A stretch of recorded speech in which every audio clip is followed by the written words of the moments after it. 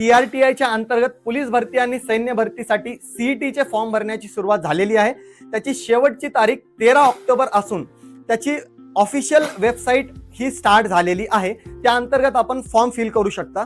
या CET परीक्षेसाठीचा exam pattern काय असणार आहे, ज्यामध्ये आपल्याला अंकगणित, त्यानंतर सामान्य ज्ञान व चालू घडामोडी, त्यानंतर बुद्धिमत्ता चाचणी आणि शेवटचा विषय यामध्ये मराठी व्याकरण असे 4 विषय असणार आहेत, ज्यामध्ये 100 प्रश्न 100 मार्कासाठी विचारले जाणार असून यामध्ये आपल्याला कोणतेही निगेटिव्ह मार्किंग असणार नाही आणि सोबत आपल्याला टोटल 90 मिनिटाचा म्हणजे 1.5 तासाचा वेळ अवेलेबल करून दिलेला आहे। या CETच्या तयारीसाठी आम्ही संकल्प 247 ॲपवर आपल्याला ₹1 CET बॅच अवेलेबल करून दिलेली आहे। ही बॅच आपण परचेस करायची आहे। नक्कीच आपल्याला TRTIच्या एक्झामसाठी याचा फायदा होणार आहे। धन्यवाद।